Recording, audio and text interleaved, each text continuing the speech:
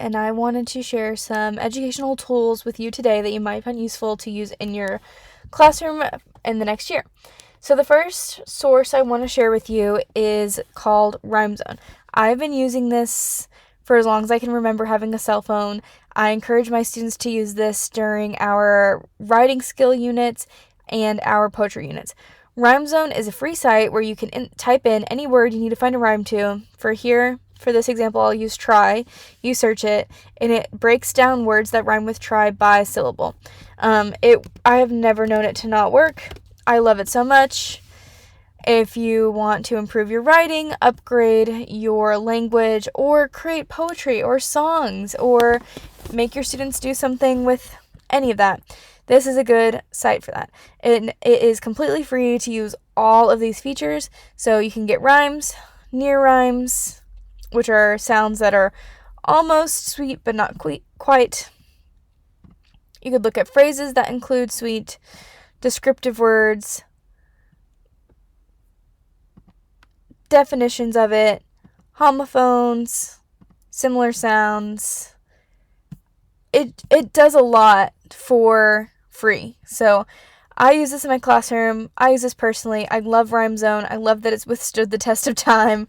And I would recommend this as an educational tool to use in your classroom because it is easy to navigate, free, and has a lot of features.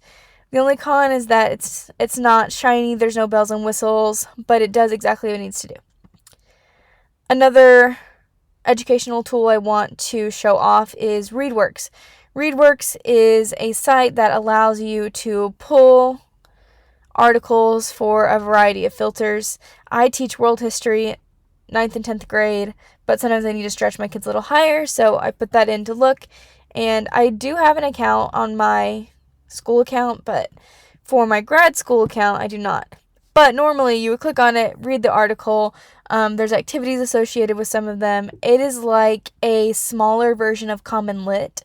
Common Lit will do a very similar thing, where you can choose the grade level or the Lexile or different filters like genre, content, topic, theme, etc. Common Lit always attaches a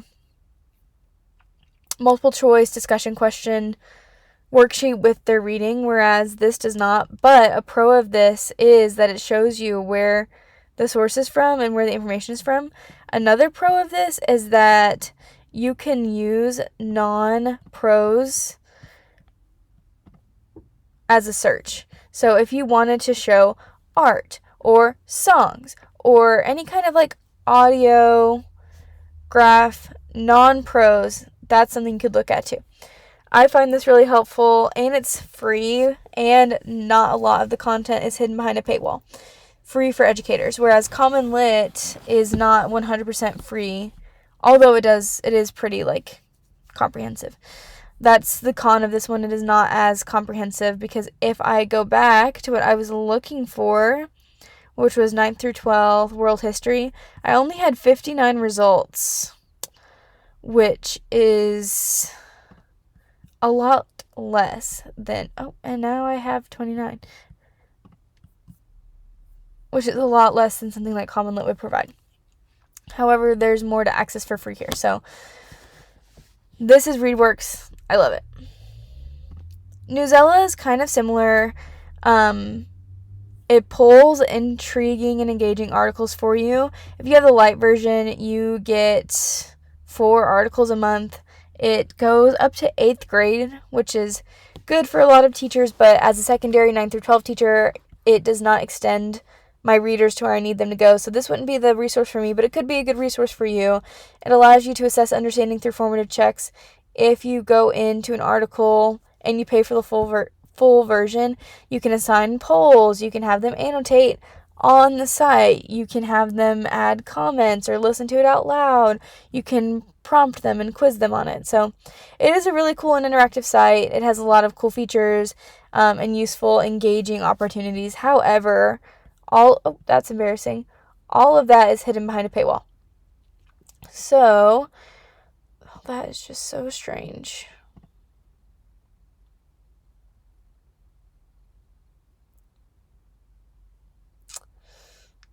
I can hook up to my phone, maybe. So that's really unfortunate. But yeah, Newsela. Okay. ReadWorks, Pocket. Pocket allows you to save different sites from around the world into your collection.